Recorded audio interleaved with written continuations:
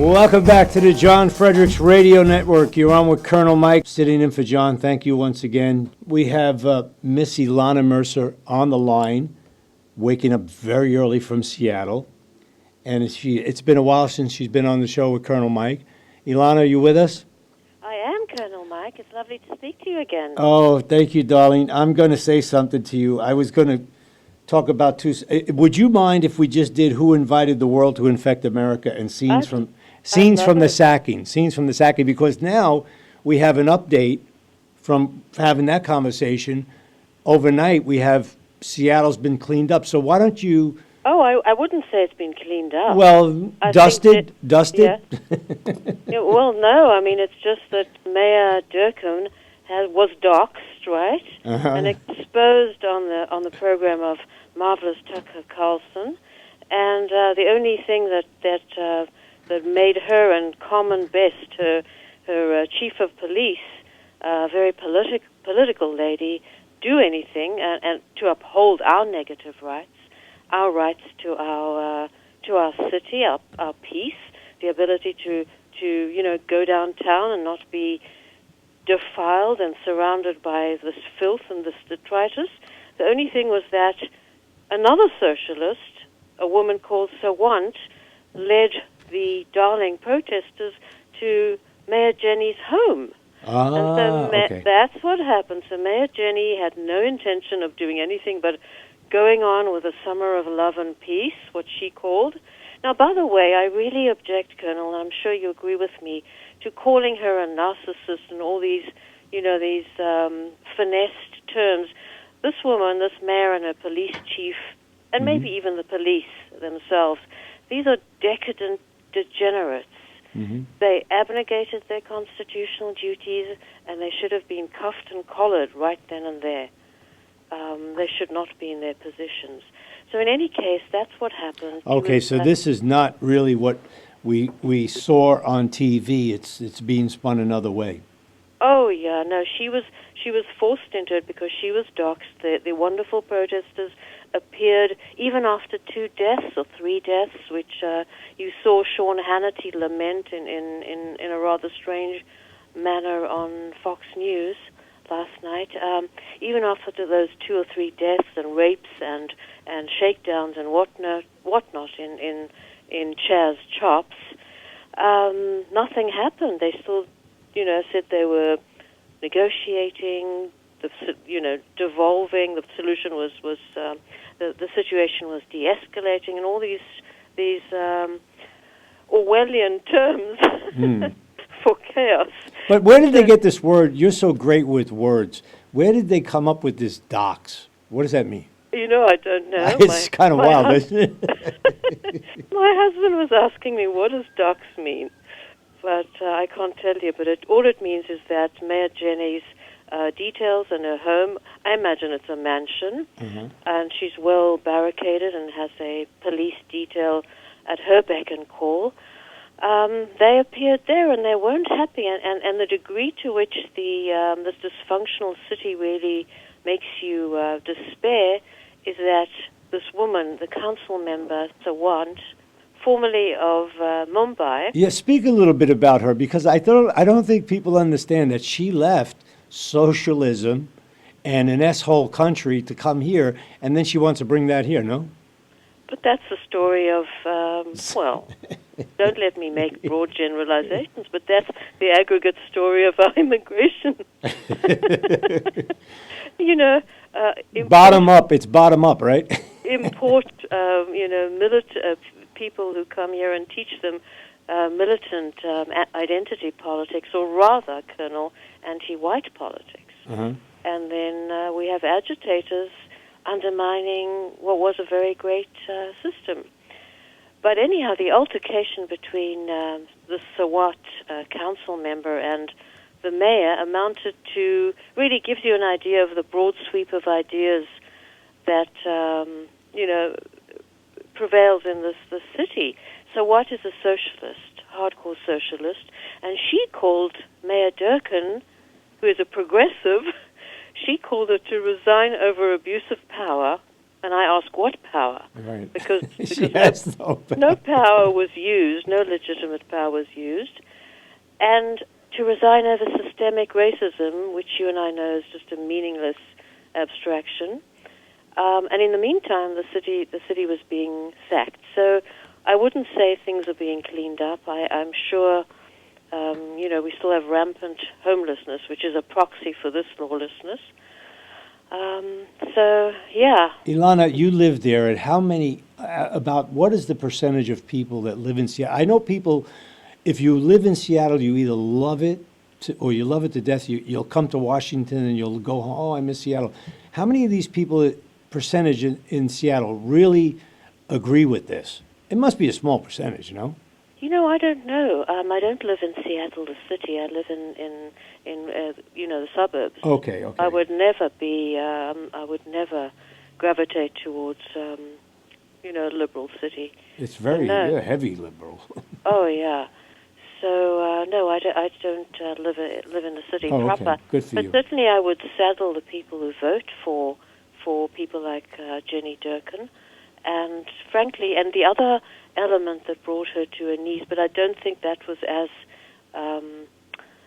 as swaying as the fact that she got doxxed by the peaceful protesters, was the fact that business owners, also a meek and mild lot who are all boarded up. First there was COVID, and now there was Jenny Durkan and her peaceful protesters. They sued her, which also is a farce, Colonel, because that just means that taxpayers fork out for her. Absolutely. Enable her and subsidize her dysfunction, her degeneracy. So that combined, and the fact that she was doxxed and she realized that she probably wasn't safe, suddenly the police were allowed in with batons. I didn't see anything else as meaningful as the French use, like gas, what do you call it? Tear gas. Tear gas, yeah. Hose, and those hose pipes. Fire hose. Fire hoses that lift you up. I saw nothing of the sort, but they did go in there, and now they are disinfecting, I believe. But I don't know what you think of a police force that surrenders without defeat. They should all be fired. Exactly. We're on with the great Ilana Mercer, who has ilanamercer.com, and at the end I'll give you some more sites, but she writes on American greatness. And one of these great articles I saw a while back was, Who Invited the World to Infect America? Let's discuss that. Oh, it is a great one, isn't it? Your stuff is so, when I have to look at it, which one do I want to speak about? I have so many, but let's start with that one. Okay. The Chinese. Well, yeah, the Chinese are, once again, an excuse for the dysfunction of our government and the total. I mean, as I say there in that column, I think I say China sucks, but, if the United States must rely on the Chinese government's upstandingness to keep us safe, then what kind of a Mickey Mouse country are we? Ultimately, we, the sovereign American people, can't saddle, and we're so eager to do that, to defend and enable our leadership. We can't saddle China with a responsibility for our very existence. People didn't like to hear that, but that's the truth. I mean, the traitors are the American, giants of industry, and in collaboration with government, of course. So I'm a libertarian, you know that. So I know how I don't carry water for any party, and I think that politics is anathema to civilization, and I think that I'm a friend of small government and big society, or at least civilization, something we had. Well, you have a quote in here. You say, to make us love our country ought to be lovely. And that's Edmund Burke. I love that. Yes, that's Edmund Burke. Yeah, that's apropos the police. How are you supposed to police and love your community? Your community is supposed to be lovable. The small platoons that Edmund Burke spoke of are supposed to be lovable, and they no longer are that. So the police themselves have a very, very tough job. Yeah. Well, also today, excuse me one second. Also By today... the way, that was in the other column, I think. That Yeah. was in the column about sacking of America. Sacking of America, yes. But also, the police now are more militarized. If you notice the way they're dressed, they're just beefed up. They look like they came back from Iraq. And you're getting pulled over for a ticket. It's very intimidating, like, can I see your license, please? And it's got the hand on the gun. I understand they're jumpy and all that, but, it's there's no more policing where it's like a community policing back in the day, No, and there's great literature of, there is definitely a problem of, as you say, militarized police, and you know more about that, and they're great activists, like my friend Bill Scott, who you should speak to, whose son, decorated military, the best of America, was shot dead by one of the most corrupt police forces, the Vegas police force, in Costco, because he was legitimately carrying concealed, and when he bent down to pick up one of those enormous things you buy in Costco, someone reported a legitimate firearm, and he was shot down. That was a while back. I remember that. Yes, Yeah, Bill is as hardcore as I am, a rightist, on the right, and he's a very knowledgeable anti-police brutality activist, but a sane one. That's why you don't see him on television. So, definitely there's a problem of militarization, and the casualties are not proportionally on the black side. Tell us about economic elephantitis. I love that. Oh yeah. I have a great editor at American Greatness that always emphasizes the great catchphrases. Yeah, well, I would say that American business is not, it's not wedded to a business model around which healthy communities can coalesce. They do believe in the global state, the multicultural globalist state, and nothing is too big enough. So, of course, everything gets outsourced. And certainly Bill Gates, the go-to source on the pandemic, is one of the people that engineered this sort of selling out to China, outsourcing American lives to China and India. Mm-hmm. And it's very clear that, I think I say that in the column, the very stuff of life has been outsourced to China. It's not just jobs, it's careers. Right. It's not just a few products here and there. What did I say? They're production lines.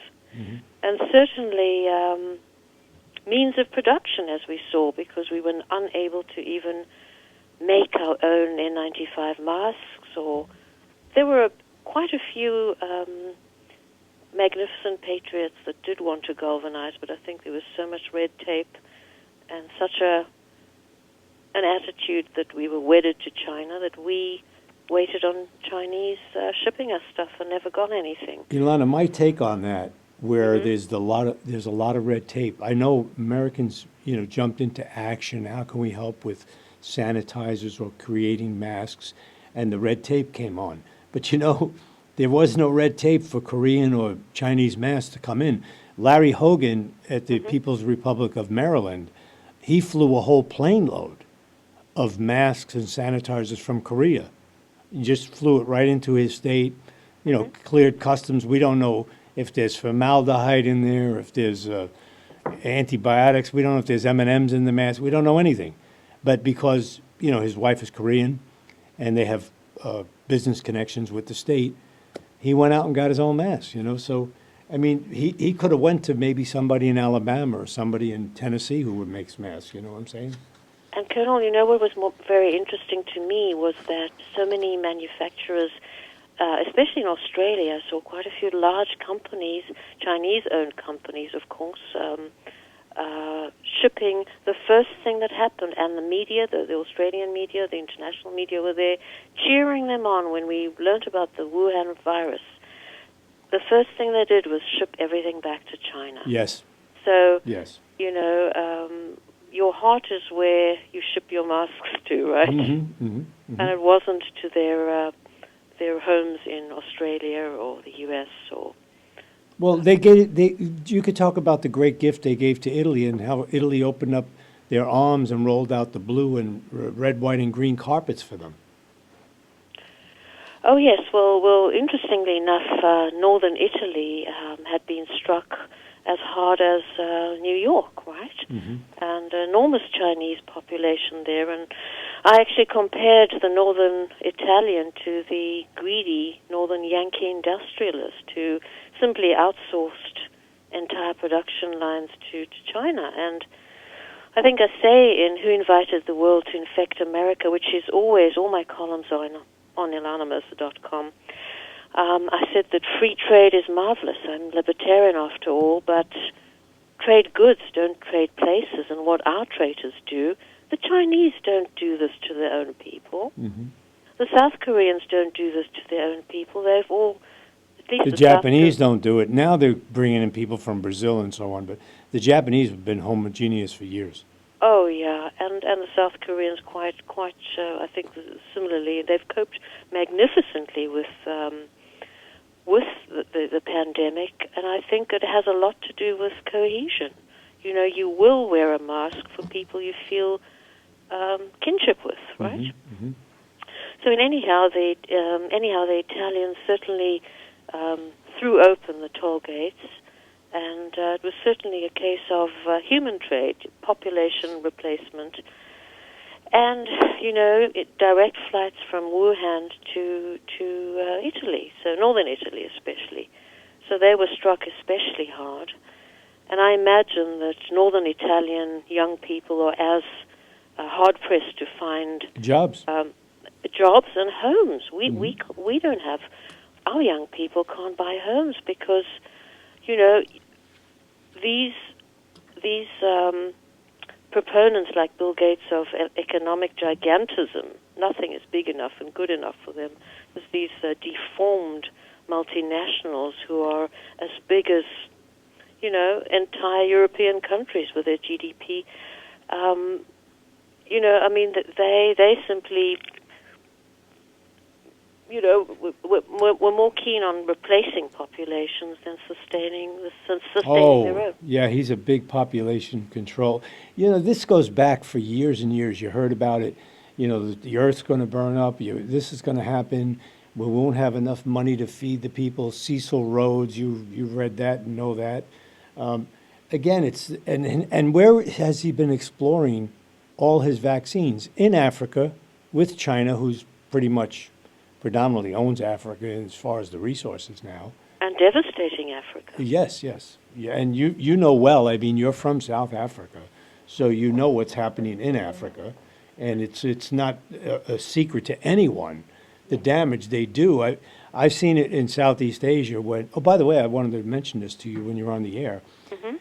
I had intel people in Southeast Asia who told me back in November or December, get ready for action in China because the Chinese were calling in the money that they gave to the Chinese nationals living in Southeast Asia to build companies, to compete with the Japanese companies, okay? And then they started calling in these loans and these monies. So my friends have told me that the banks were a little shaky at the time. So you had that shaky thing going on, and then you had that the Chinese New Year, right? And that was a double whammy. And then here comes Wuhan. So did Wuhan come out to destroy our economy, or were they already on the way down and they had to come up with an excuse to their economy? But we have only another minute for this segment. You could have the last word, and then we'll be back for the next segment with you. And we're on with Ilana Mercer, great writer at ilanamercer.com. She writes for American Greatness, and I'll give the others later. But it's always a pleasure. I don't have her on enough. You're on with Colonel Mike, and my guest for the next half hour will be Miss Ilana Mercer. Miss Ilana Mercer, what do you mean by no multiculturalists in China? What does that mean?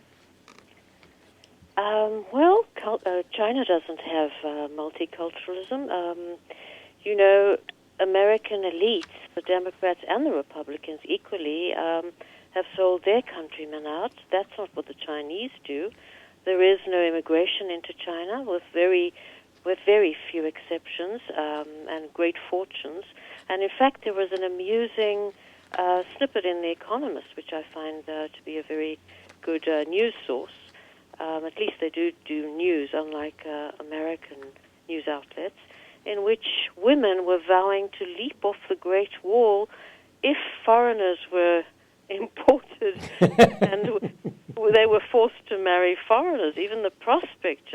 So Han racial superiority is very much embraced in China. They strengthen their people in their identity, which, face it, is natural to human nature.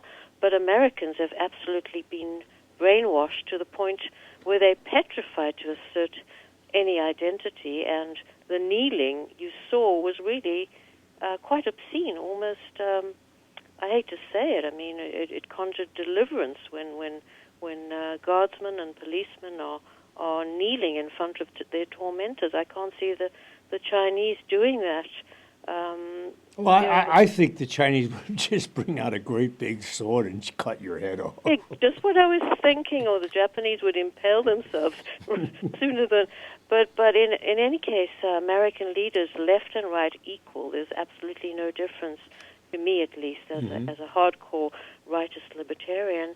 They've convinced their population that they are not whole, they are not Americans, unless 2 million people at least are streaming into their country and speaking in tongues, and by the way, setting up wet markets in New York City. Do you know we have wet markets in New York City? Isn't that lovely? Yes. Shithole country status? Yes, it's true. And I don't know if you know it or not, Chinatown, years ago, Chinatown was a small part of downtown New York, Manhattan. It's now expanded. It's bigger in Brooklyn. It's bigger in Queens. So you have 3 Chinatowns in New York City now. And the one I visited in Queens, as well as Brooklyn, about a year and a half ago, were, if not dirty, or if not more dirty than they are in Southeast Asia. Just total filthy. The food peddlers, the vendors, the sidewalk vendors, the curbs, the curbs, the sidewalks smell like horrendous, worse than Southeast Asia. Back in the day, those areas were predominantly Polish, German, Italian, Jewish, whatever. Those people used to come out in the morning and wash it down, with a hose, and sweep it down with a brush, and then, start the day for, marketplace. But and Colonel Mike, were there exotic animals? No. In the ones that, in the ones that you in the market. No, not in the ones that I visited. It was just a lot of dollar store stuff and garbage, but a lot of fruits and vegetables. No, but fresh apparently stuff. there are wet markets. They are, but I think they're mostly downtown New York. They're not in the boroughs like. And apparently that is quite acceptable to our. And this whole thing of blaming Democrat cities. I have seen no protection of our historic monuments. And it's not about protection of history only, it's law and order. Those to do that, to deface and defile taxpayer-supported public property is illegal. So in my book, Into the Cannibal's Pot, Lessons for America from Post-Apartheid South Africa, I predict this. I predict this utter breakdown. Yeah, you were way out there. You were ahead of everybody. Yes, that's why nobody wanted to publish the book, but it's still going strong, and it's absolutely verbatim predictive of what will happen if we undermine institutions with this philosophy of egalitarianism and eroding. What you're seeing in the streets is not, conservatives like to think of it, it's organized, it's Antifa, it's George Soros out of Hungary. No, it's these people are coming out of our institutions. This is us, Colonel Mike. It's sponsored by some of the bigger organizations like the Democracy Alliance and Open Society. It's sponsored, but this is these are us. These are Americans. Well, my 7 o'clock, my 7:30 hour was, 7 o'clock hour. I'm sorry. Where he had Debbie DeGroff, and she did What's Inside Children's Books, and she goes back from the 1900s all the way up. And this is, it's a slow progressive. And they start in kindergarten, first grade, second grade, and they get to the point of hating their own country. By the time they're in the 7th or 8th grade, they just hate America. So tell me, where does accountability go to die? Oh, in government committees. So didn't you know there's a committee, I think our Secretary of State, very intelligent man, Mike Pompeo, but less and less impressed by the day. He said we are going to have a committee on China, and certainly what I say in that column is governments create committees to conceal their own culpability, and that's exactly where all accountability goes to die. But Colonel Mike, I did want to pick up on that one thing. We don't want to let Bill Gates get off the hook. No, continue. I'm sorry. I wanted to pick up on that one thing of the inability of whether it's Northern Italian young people or our young people in Washington State cannot even hope to dream of the white picket fence or even a job in tech. And once again, I seem to be railing against our own because conservatives are so complicit in this mantra about we're importing poor people and underpaying them. No, we're not. No multinational, no company like Microsoft or Facebook or Amazon underpays workers. They import from China or India. What happens is they import such a glut that lowers wages, right? That lowers, but no, they do not. The people that do underpay are Infosys and Tata. Those are the Indian, H-1B peddlers, visa peddlers. Yes. For years, Ilana, I spoke about this. This is real organized crime. Absolutely. It makes the mob look like, child's play. Oh, yeah. Let's not, I don't adulate leaders. I'm not a ditto head. To me, a leader, I was the first with the first book, June 2016, pro-Trump.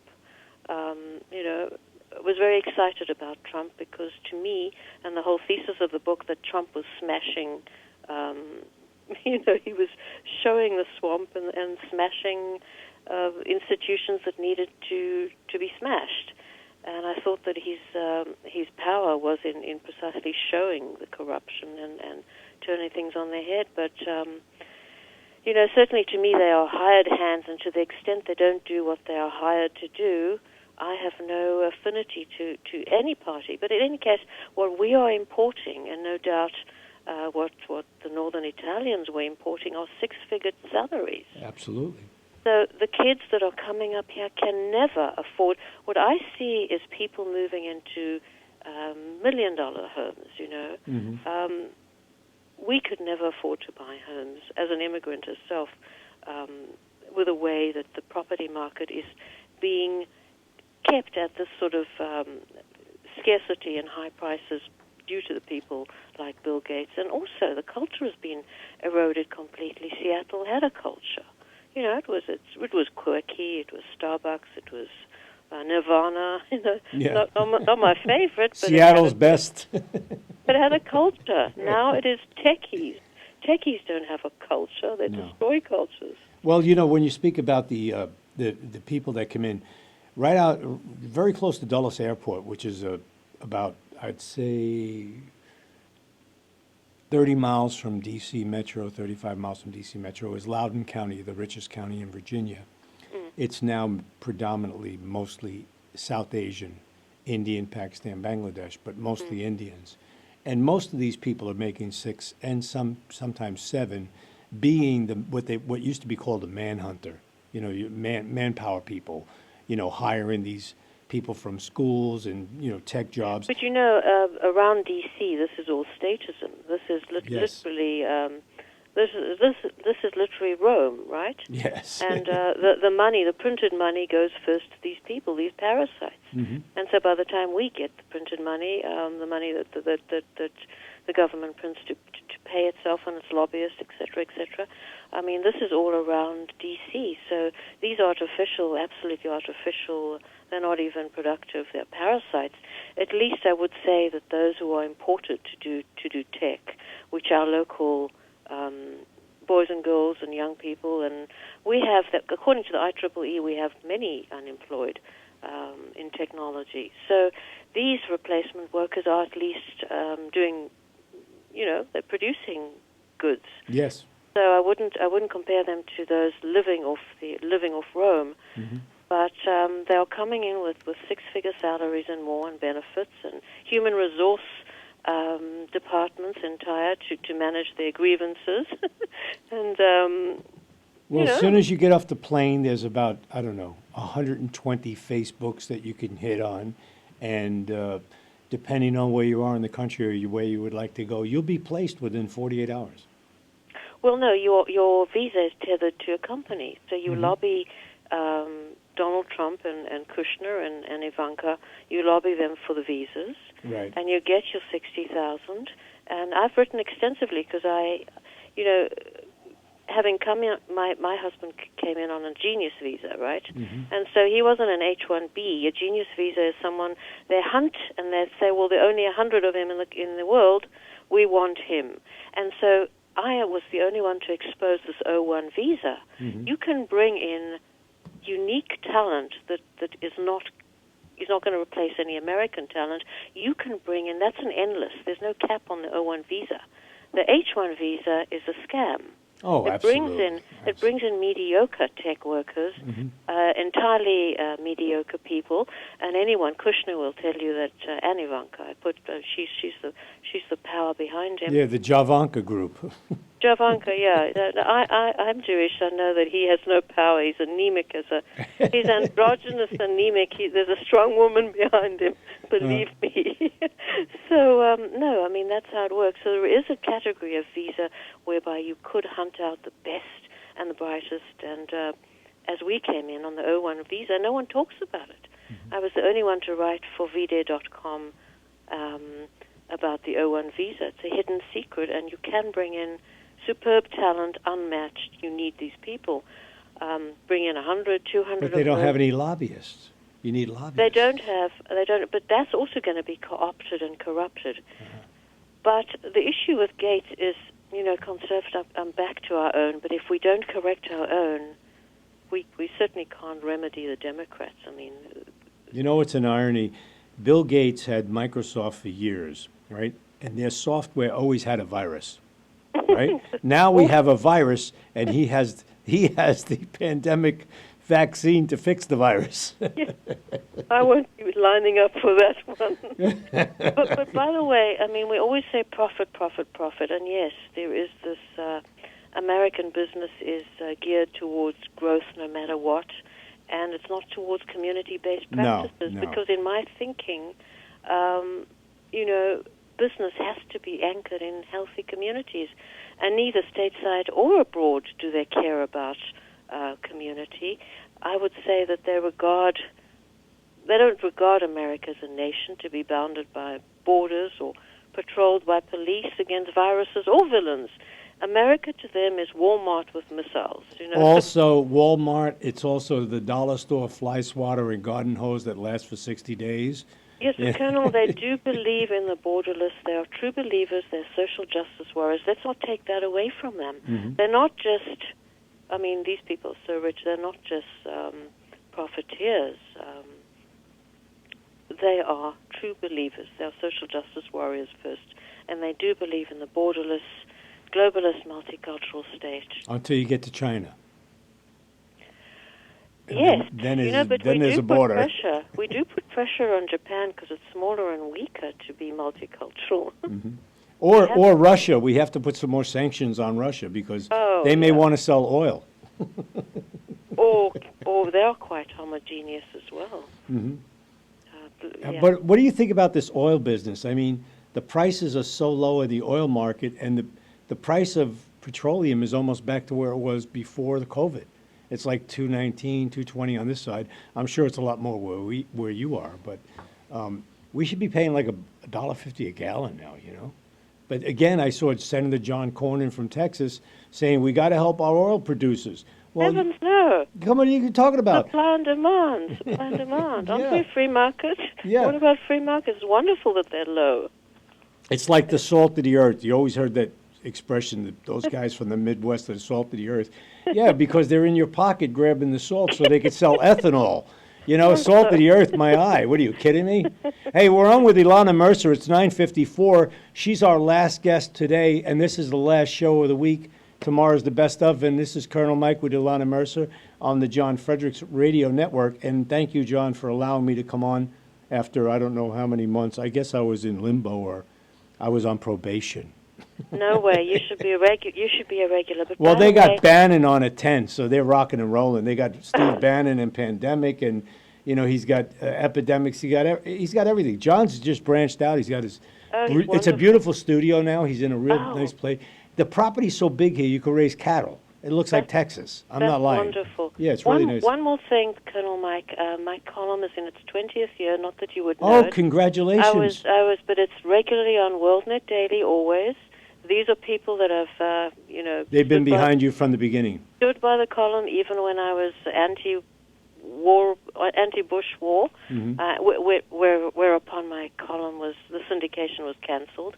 When I came out in September 19th, 2002, against Bush's war, my syndication was cancelled. So it's on WorldNet Daily every week, and UN's Review. UN's Review, I know, and American Greatness.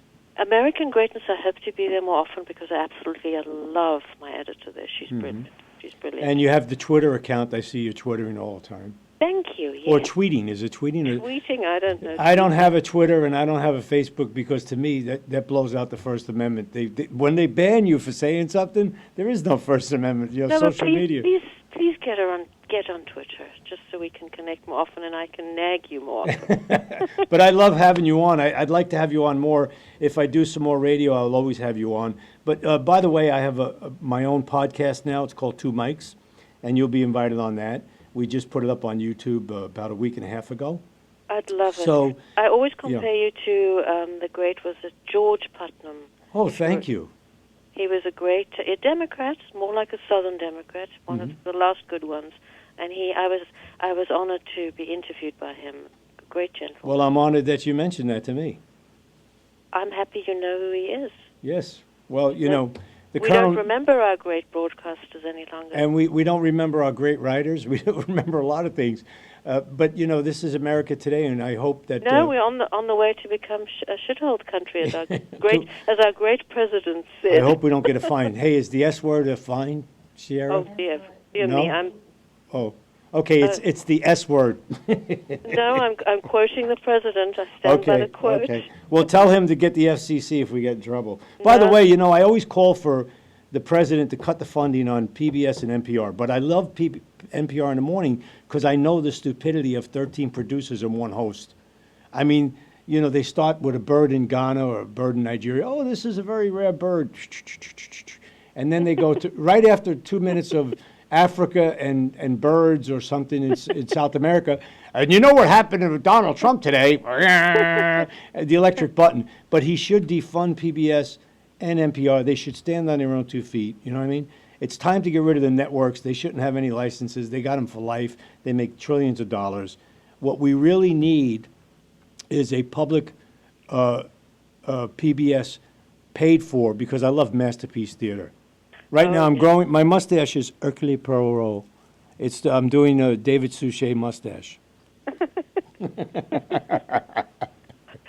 Yeah, I must say that the NPR was the first and one of the only broadcasts that had me on television. Really? In the early 2000, yes, on the anti-war. We got 2 minutes, Ilana, 2 minutes. Go ahead. Okay, then they discovered I was an anti-war rightist, anti-neocon rightist. Oh, then they hated you. Yeah, but they did, and so, but Fox has never extended that courtesy, and so I do credit them for that. There's only Charles, Lou Dobbs, and Tucker doing anything on Fox, in my opinion. That's about it. Only Tucker, I think. But I like Lou when he talks to the economy and Charles. Oh, too. He's done marvels on the H-1B and the immigration. He's been a pioneer on that for sure. All right, we're going to wrap it up with you, and I thank you, and I hope you have a very happy 4th of July weekend. Patriotic, waving your flag. It was wonderful talking to you. Thank you. Bye-bye now, Ilana.